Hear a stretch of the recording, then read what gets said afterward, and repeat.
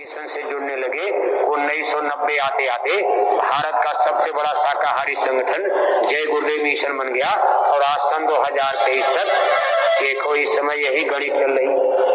आज पूरे भारत देश में सबसे बड़ा शाकाहारी संगठन जय गुरुदेव मिशन माना जा रहा और लगातार इसमें इजाफा हो रहा। सबसे बड़ी बात यह है और मिशन में लोग तेजी से नहीं बढ़ रहे, बढ़ते हैं तब तक घट जाते, लेकिन अपने मिशन में आप देखोगे तोड़ फोड़ तो यहाँ भी बहुत हुई। सन 2012 से थोड़ा तोड़ फोड़, लेकिन सब शाकाहारी तो बने रहे। मान लो कोई कहीं है कोई कहीं है, थोड़ा अपने मिशन के लोग भी कोई कहीं जाए, कोई बंबई है, कोई भोपाल का मथुरा नहीं आए, लेकिन शाकाहारी तो बने हैं। और ये सब मिलाकर जय गुरुदेव मिशन दुनिया मानती सब, क्योंकि जय गुरुदेव नाम तो बोलते हैं, सब लोग ये जानते हैं सबसे बड़ा शाकाहारी संगठन आज 2023 में भारत में जय गुरुदेव मिशन है। और अगर भारत में है तो पूरे विश्व में है।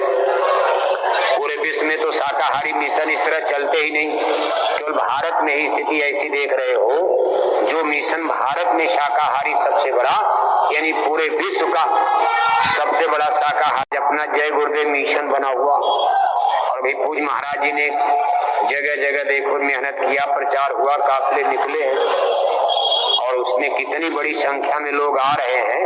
महाराष्ट्र से, गुजरात से, सौराष्ट्र यानी गुजरात द्वारिकापुरी जो इलाका, सौराष्ट्र, फिर इधर राजस्थान, कल परसों तक ये दृश्य आपके सामने आश्चर्यजनक ढंग से सामने आएगा। कितना बड़ा जन सैलाब, जैसे गुरु महाराज के जमाने में यहाँ भीड़ मचती थी, उस तरह का जन सैलाब उमड़ कर कल परसों में आपको दिखाई देगा। तो लगातार इसमें देखो डेवलप, एक आदमी दो आदमी आप ले ही आते हो। अगर एक आदमी लाओ 1 लाख से 2 लाख, 2 लाख आप आए, एक आदमी लाओ तो 4 लाख, और सत्संगी को एक आदमी लाना कोई कठिन नहीं है। इतना आप पढ़ लिख चुके हो धर्म कर्म अध्यात्म बात के बारे में। हमारा अनपढ़ गवार, बिल्कुल पढ़ा लिखा नहीं, गरीब से गरीब आदमी ठेला घींचता, मजदूरी करता, गरीब से गरीब सत्संगी, इतना सत्संग का उसके ऊपर असर, इतना ज्ञान बोध उसको हो चुका है कि बड़े बड़े विद्वान उससे बात करने में घबराते। तो ठेला घींच रहा और रोज बाजार में ठेला घींचता है, कोई बाजार वाला बड़े बड़े पंडित विद्वान बोलते नहीं, हरे का भाई हाथ जोड़ते, तो ये जय गुरुदेव के लोग हैं, बड़े सच्चे हैं, पक्के हैं, ज्ञानी हैं, चाहे वो जिस भी भाषा में उनको सुनाता हो। तो इतना आपने सत्संग सुन लिया कि जो चीज आपको मालूम है, भारत के बड़े बड़े ज्ञानी विज्ञानी बड़े बड़े लोग नहीं जानते ब्रह्मांडों में क्या हाल, सतलोक क्या है, शब्द क्या है, नाम क्या है, सूरत क्या है, बहुत कोई जानता। हिंदू धर्म में जीवात्मा जानता, बस चौपाई सुनाएगा, ईश्वर अंश जीव अविनाशी।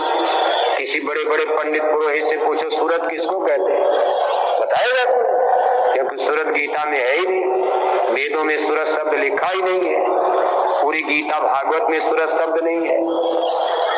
सतलोक का बयान अब आप वेदों में खोजोगे कहाँ मिले। इसलिए ये चीज कि इतना बड़ा देखो मिशन और इस तरह से ये काम गुरु महाराज आपको दे करके गए। तो देखो आप, जब वो कुत्ते का जन्म मिल गया और आश्रम में ही धीरे धीरे आकर रहने लगा। अब आश्रम में जूठे पत्तल जहाँ फेंके जाते थे, भंडारे का प्रसाद जूठा, अब उसी को चाट रहा, खा रहा, पी रहा।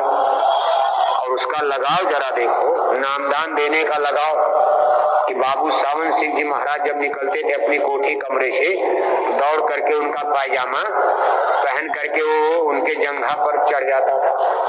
तो सब सत्संगी जो पहरेदार थे डांटते थे, मारते, अरे अभी मारो मत, मारो मत। अब उसके सर पर ऐसे हाथ रखते, दुलार पुरस्कार करते थे।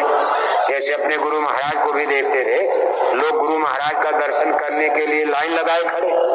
गुरु महाराज के कुटिया में बिल्ली और कुत्ते पाले जाते थे, गुरु महाराज की धोती पकड़कर बिल्ली कुत्ते उनकी जंघा पर चढ़ जाते थे। गुरु महाराज उनको कितना प्यार देते थे। अब आत्मा तो सब उनकी है। ऐसे करते करते जब वो कभी गाड़ी से निकलते थे, वो कुत्ता दौड़ कर उनका रास्ता रोकता था, लोग डांट कर भगाते थे। एक दिन संजोग से कुत्ता सामने आया, गाड़ी जोर से निकली, बस पहिया उसके ऊपर चढ़ गया। कुत्ता तक घायल हो गया, तड़पने लगा। अब बाबू सावन सिंह को जल्दी थी, भाई सत्संग करना है, कहीं गांव में जाना था। अच्छा इसको ठीक है, दवा ववा दिलाना, अभी मैं आता हूँ। अब उधर गए, वो सत्संग किए, शाम को लौटे। कहा भाई कुत्ता का क्या हुआ? कहा महाराज वो तो मर गया। कहा मर गया तो क्या क्या? कहा वो आश्रम के बाहर हम लोगों ने ले जाकर फेंक दिया। अरे कहा उसको बाहर नहीं भाई, ले आओ जाओ। कहा उसको जहां भी उठा करके ले आओ, मुर्दा ला। उसकी मुर्दा लाश ला करके देखो आश्रम के अंदर, और उसका गड्ढा खोद करके बाजार से कफन मंगाए और उसको पहुंच बाज करके कफन दफन करके आश्रम के अंदर दाह संस्कार, और वहां बैठकर थोड़ी देर तक मौन रहे। लोगों ने कहा गुरु महाराज क्या मौज है, हम लोग तो कुत्ता मानकर फेंकी, बहुत कुत्ते मरते हैं। अरे कहा तुम लोग नहीं जानते, मेरा यही वही प्रेमी है, कि मेरा वही प्रेमी है जो नाराज होकर चला गया था। उसका श्राप, उसके कर्मदंड आज पूरे हो गए। उसको 84 के कुएं में गिराया गया। उसने अनर्गल कार्य जो किया है, अपराध, उसका परिणाम भुगत गया।